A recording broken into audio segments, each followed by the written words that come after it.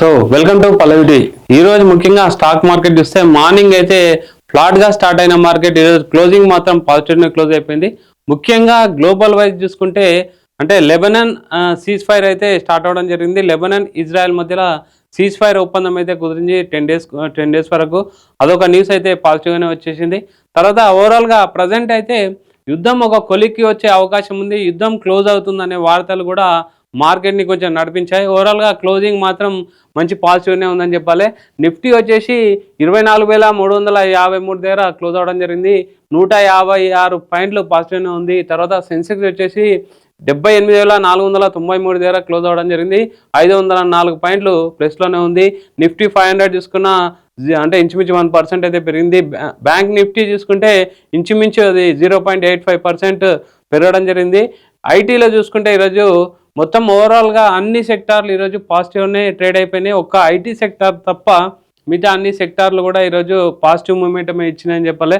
Mid cap and small క్యాప్లు కూడా ఈరోజు మంచి మూమెంటం అయితే కనబరిచినాయి. ఓవరాల్గా ఈరోజు మనం టాప్ గెయినర్స్ మనం చూసుకుంటే అదానీ పోర్ట్స్ కానీ, తర్వాత అదానీ ఎంటర్టైన్మెంట్ కానీ, max health care and eternal కానీ, టాటా మోటార్స్ సంబంధించిన వాటిలో టాప్ గెయినర్గా నిలవడం జరిగింది.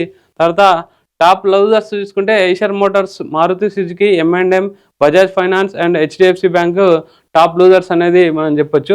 ఓవరాల్గా ఈరోజు చూసుకుంటే గిఫ్ట్ నిఫ్టీ కూడా ఒక మంచి అంటే పాజిటివ్ మూమెంటం అయితే కనిపిస్తుంది. రేపు వచ్చేసి 252 పాయింట్లు పాజిటివ్నే మూవ్ అయ్యే అవకాశం ఉందని అయితే మార్కెట్ వర్గాలు అయితే చెప్పడం జరుగుతుంది.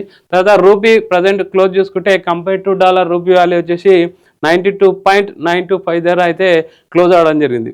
సో ఓవరాల్గా మార్కెట్లో అయితే అంటే యుద్ధం ఒక ప్రభావం ఖచ్చితంగా మార్కెట్ పైన ఉంది. మనం నిన్న మొన్న మాట్లాడుకున్నట్లు సో ఈరోజు కూడా మార్కెట్లో అయితే యుద్ధం ఎఫెక్ట్ ఖచ్చితంగా ఉంది. యుద్ధం ఒక కొలిక్కి వస్తుంది అంటే హార్ముజ్ జలసంధికి సంబంధించి కూడా ఒక అనౌన్స్మెంట్ చేయడం జరిగింది. ప్రజెంట్ ఓవరాల్గా మాకు అంటే లెబనాన్ అండ్ ఇజ్రాయెల్ లెబనాన్ ఇజ్రాయెల్తోని సీజ్ ఫైర్ ఒప్పందం కుదరడంతో వాటికి ప్రతిగా అంటే దానికి సంతోషపడి మేము హార్ముజ్ జలసంధిని అయితే ఓపెన్ చేస్తున్నాం. ప్రజెంట్ నౌకల్ని మీరు అంటే పాసేజ్ చేసుకోవచ్చు అనేసి ఒక అనౌన్స్మెంట్ ఇవ్వడం అయితే మనం అబ్జర్వ్ చేసినాం. సో ఓవరాల్గా మార్కెట్ అంటే ముడి చెమరు కూడా ఇంచుమించు ధర కంట్రోల్కి రావడం కూడా అబ్జర్వ్ చేయొచ్చు. సో ఓవరాల్గా మార్కెట్కి అయితే సెంటిమెంట్ కలిసి వచ్చింది. తర్వాత గోల్డ్ మార్కెట్ ఒకసారి మనం అబ్జర్వ్ చేస్తే ఈరోజు మంచి పాజిటివ్ మూమెంటం అయితే కనిపించింది. 1,540 రూపాయలు పెరగడం జరిగింది. 1,55,050 రూపాయల దగ్గర ట్రేడ్ అయింది. ఇంచుమించు 1% పెరగడం జరిగింది. సిల్వర్ చూసుకుంటే ఈరోజు ఇంచుమించు 4% దాకా పెరిగింది. లాస్ట్ క్లోజింగ్ మాత్రం 3.890% అయితే క్లోజ్ అయిపోయింది. 9,710 రూపాయలు అంటే ప్లస్లో రావడం జరిగింది. ఓవరాల్గా ఎటు చూసినా మెయిన్ మార్కెట్కి కలిసి వచ్చిన అంశం అంటే వార్ అంటే గత కొన్ని రోజులు ఫిబ్రవరి 28 నుంచి కూడా మార్కెట్ అయితే వాల్టాలిటీ బాగా కనిపిస్తుంది.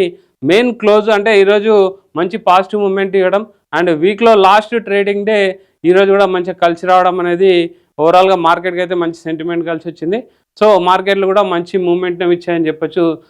తర్వాత కరెన్సీ అంటే క్రిప్టోకి సంబంధించినవి చూసినా కూడా ఈరోజు మంచి మూమెంటం అయితే మనం క్రిప్టో కరెన్సీలు చూడవచ్చు. బిట్ కాయిన్ సంబంధించి ఇంచుమించు 0.86% పెరగడం జరిగింది.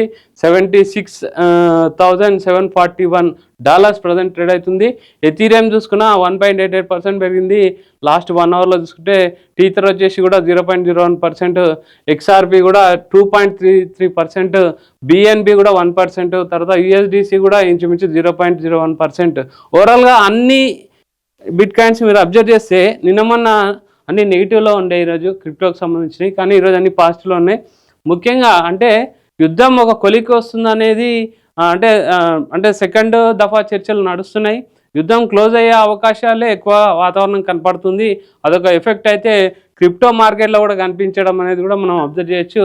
సో ఓవరాల్గా క్రిప్టో మార్కెట్ కూడా మంచి పాజిటివ్ మూమెంటం అయితే కనిపించింది. సో మార్కెట్లు ఈరోజు అయితే మంచి పాజిటివ్ మూమెంటం ఇచ్చాయి.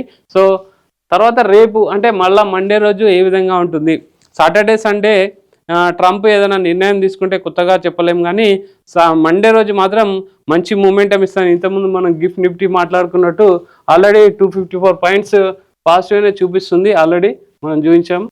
ఇది 252 పాయింట్లు గిఫ్ట్ నిఫ్టీ అయితే పాజిటివ్నే చూపిస్తుంది. సో మండే రోజు మార్కెట్ కూడా పాజిటివ్నే క్లోజ్ అయ్యే అవకాశం, అంటే ఓపెన్ అయ్యే అవకాశం ఉందని అయితే మనకు ఇక్కడ అంటే క్యాల్కులేషన్స్ చెప్తున్నాయి. సో ఓవరాల్గా మండే మార్కెట్ అనేది చాలా ఇంపార్టెంట్. సాటర్డే సండే రెండో దఫా చర్చలు క్లోజ్ అయిపోయి యుద్ధం క్లోజ్ అయితే మాత్రం ఖచ్చితంగా మార్కెట్లకు అయితే బూస్ట్ వస్తుంది. ముఖ్యంగా ఇండియన్ మార్కెట్స్ అయితే దివాళీ వరకు అయితే ఒక ఆల్ టైమ్ హై రీచ్ అవుతాయని అయితే ఎక్స్పర్ట్ చెప్తున్నారు.